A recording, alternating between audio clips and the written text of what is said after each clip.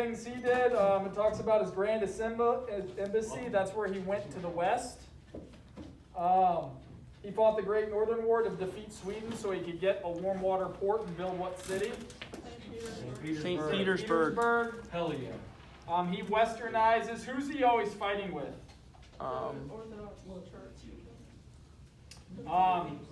He does fight with the Orthodox Church, but he takes it over. He also is fighting with who? The boyars, the nobles. Oh. All I right. hate them. Philip II. Look at Philip II on page 138. Shut up, Luke. That's the golden age of Spain. After Philip II, Spain starts getting weaker and weaker. Okay. And so I don't think it talks anywhere about the military commitments on there, so I wouldn't get hung up on that. All right, Louis XIV. He was the Sun King. He had Cardinal Mazarin was the guy that helped him run the country till he was powerful enough because he took over as a boy. Intendants were the people he sent out to spy and collect taxes. The Fronde was the rebellion that happened against him, which caused him to build the Palace of Versailles, which shows what type of art? Baroque. Baroque art. The French economy, Jean-Baptiste Colbert was the guy that it said instituted mercantilist policies to decrease France's debt and revitalize its industries. Was he successful? No. Yes, Colbert is really popular. Yes. Colbert was very popular with the people. Enlightened despots.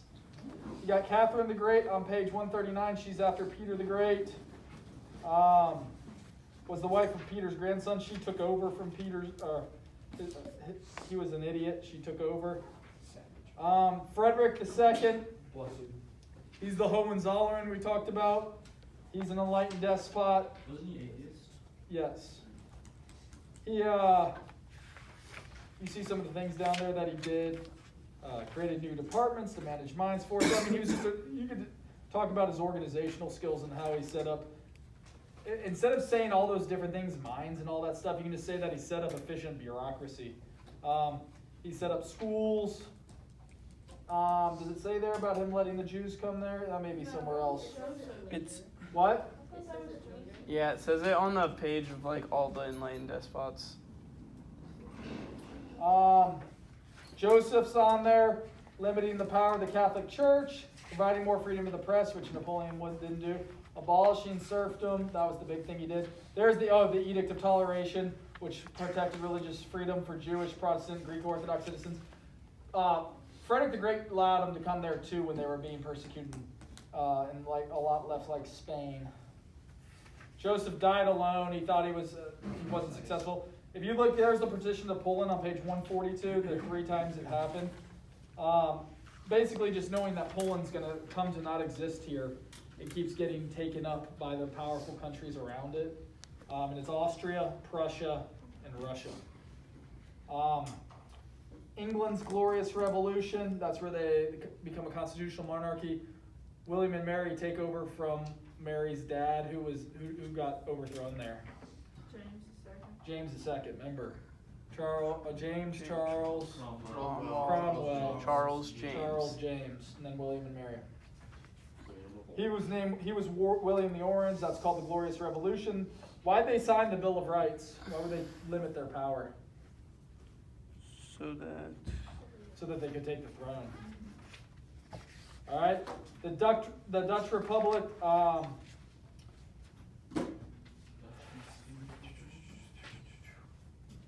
So it says the Dutch Republic was formed during the 80 Years' War when the Dutch battled for independence from Spain. Why did they want to be independent from Spain? They did, and they're powerful, but what religion are they? They're different than Spain.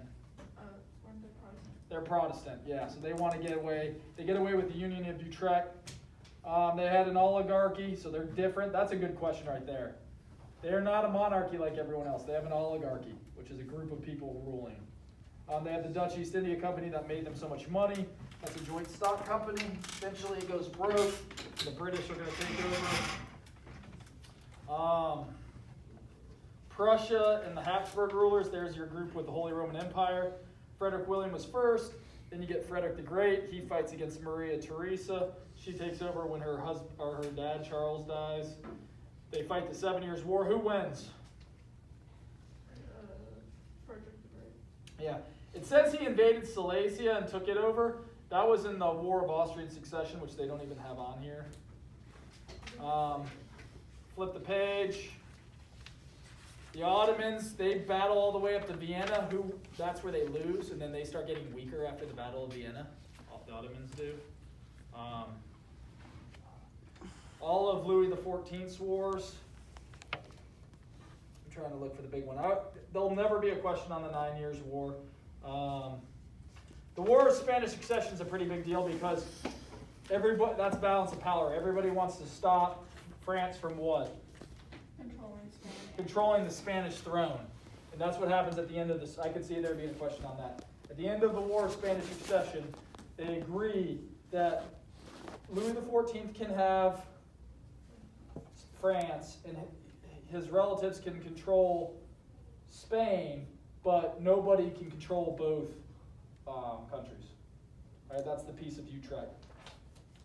All right, French and Indian War, that's where France loses everything in the Americas, and Great Britain takes over Canada. Talks about the Second 100 Years' War. That's just something that's kind of a new idea. And then, but notice down there it does talk about the Congress of Vienna, but we'll get to Napoleon in a minute. All right, so that's all the absolutism stuff. French Revolution and Napoleon. Can I skip this? Make sure we get sure. Or should I run through it real fast? Whatever you think it's going to be on the test about. There'll be a lot on the test about this. I just feel like you know it. We watched that whole video on it. What's the name of the three groups in France? First estate. Estate. Nobility, Clergy, and nobility, and the third Commerce. estate. Yeah, it's called the Estates General. All right. Anytime you see something like that, causes of the French Revolution, that's real easy to make a question about. Like, what were the causes of the French Revolution? Because they want you to know those skills. So causes of the French Revolution, I throw 3 on there and one that's not true. You got France's involvement in the American Revolution. There's a States General down there. Louis XVI, who does he marry? Yeah, why do the people hate her? Because she's She has all that food. No, she's Catholic. Doesn't have babies. She doesn't have babies. She She- lives a very opulent lifestyle. Don't she get accused She's of a foreigner, which isn't bad, but when you have those other problems going on, and they didn't like the Habsburgs, then that stands out as a problem. Who are the bourgeoisie? Yeah, The Eric, middle that's class true. of the, The middle- third estate. The middle class of the third estate, good.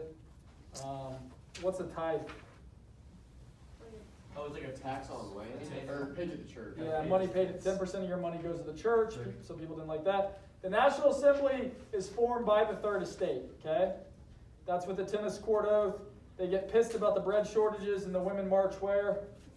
To Paris. To Versailles. To Versailles. They break into Bastille, which is their 4th of July, and they get what from it?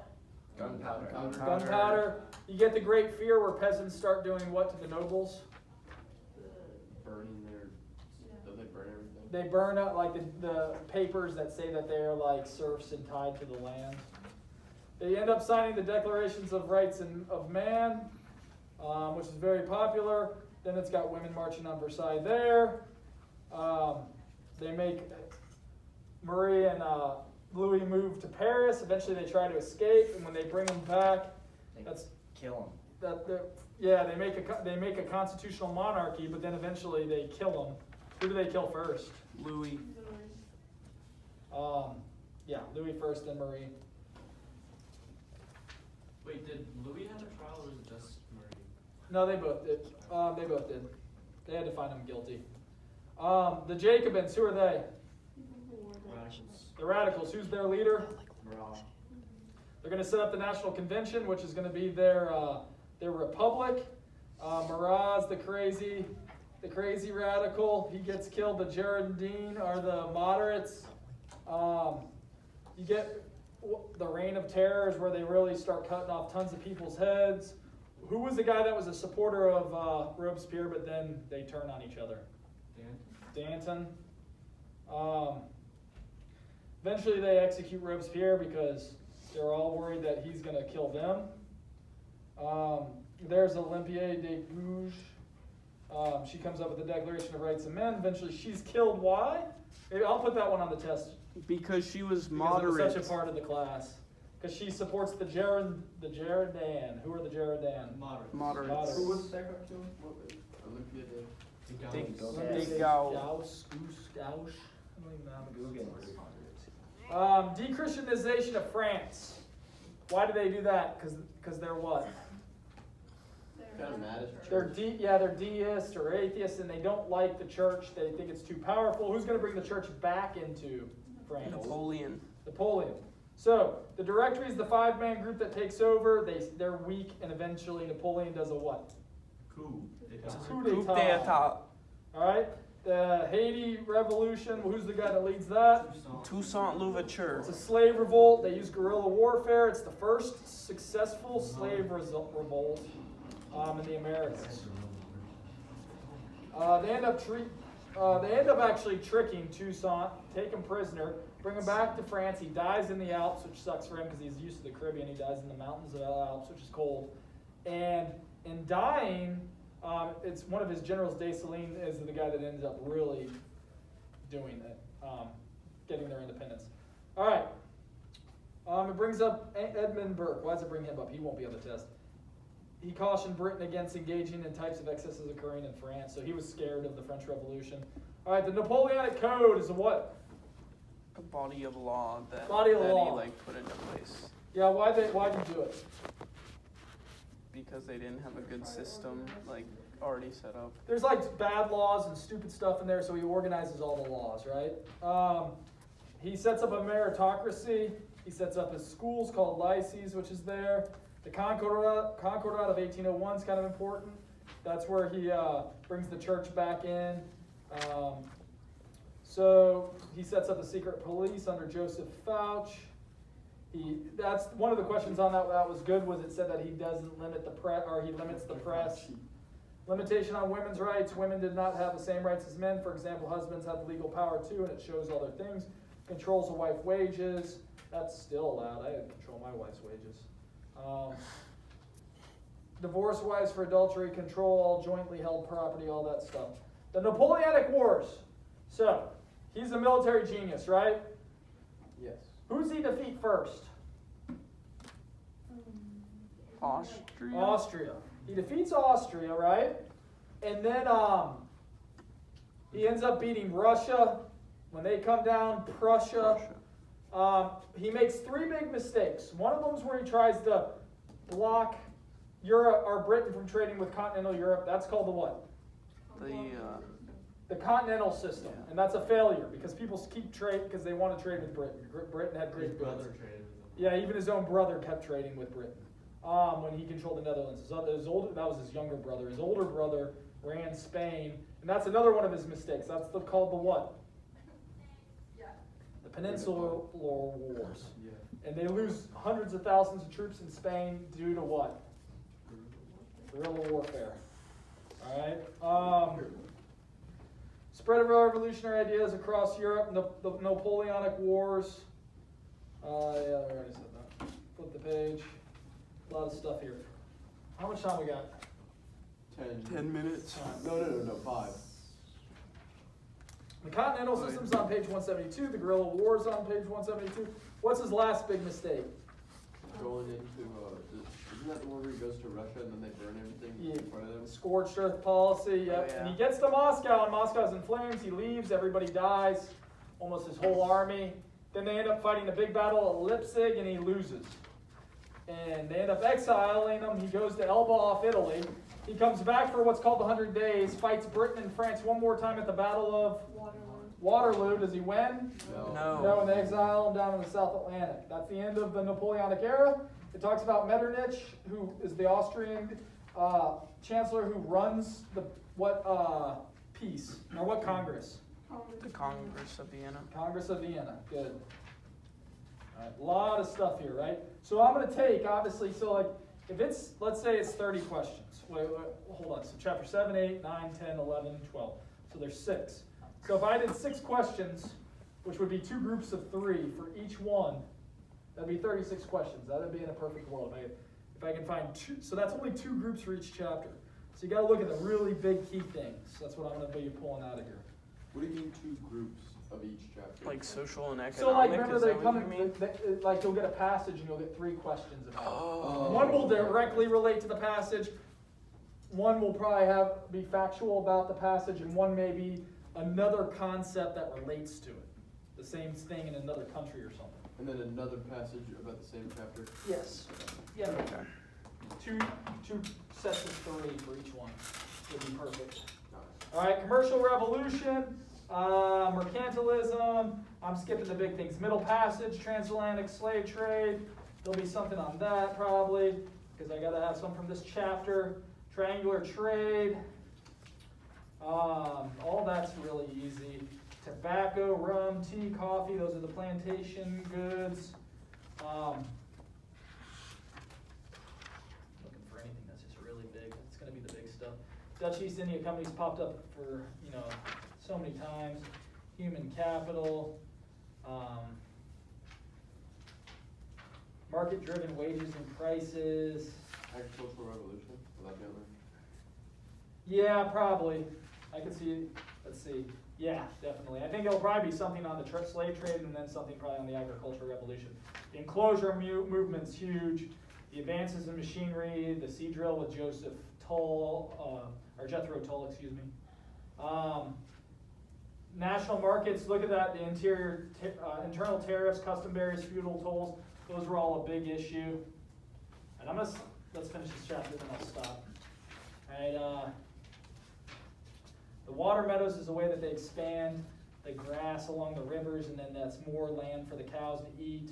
Cottage industry is proto-industrial. It's going to turn into the industrial revolution. They get steam engines. Insurance shows stability coming about. Limited liability corporations is just the same thing as the joint stock stuff. Bank of England, you start to get these huge banks in England and the Dutch have huge banks. And that's it. So what chapter does that get us to? 10, 11, and then we just finished 12. So if you want to come in